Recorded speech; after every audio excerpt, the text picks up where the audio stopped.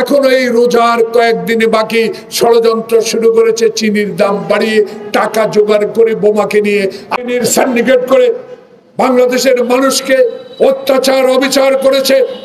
কজনকে গ্রেফতার করেছে? এরা এখনো জীবিত।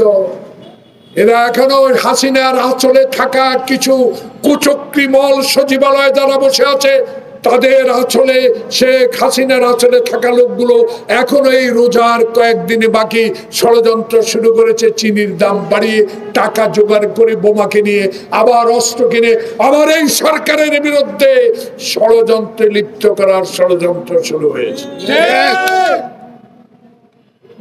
তাই আমাদের স্বরাষ্ট্র উপদেষ্টা মহোদয়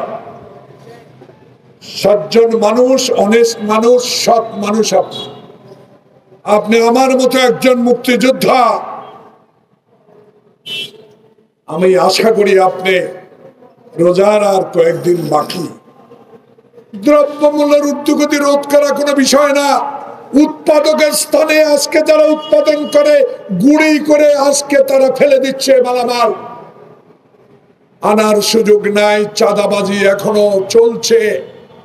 তাই এসপি ডিসিদেরকে নির্দেশ দেন, যারা উৎপাদকের মূল্য ঢাকা আনতে দেয় না, চট্টগ্রাম, খুলনা, রাজশাহীতে যেতে দেয় না, তারা কেন আনতে পারে না এই বিষয় বের করে রোজার মধ্যে আমার গরিব বাংলাদেশের মানুষদেরকে অন্তত রোজা থাকার ব্যবস্থা করে দেন, যাতে শান্তিতে রোজার মাসটা কাটাতে পারে।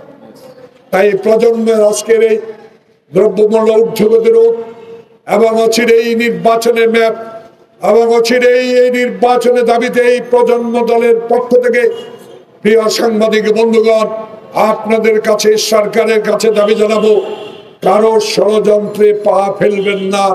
কারো ষড়যন্ত্রের কথা কানে আর শোনা দরকার নাই। একটি কথাই শুনবেন, নির্বাচন, নির্বাচন। এই নির্বাচনের মধ্য দিয়ে বাংলাদেশের জনপ্রতিনিধি আসবে, আর বাংলাদেশে শেখ হাসিনার শাসন কখনো আসবে না।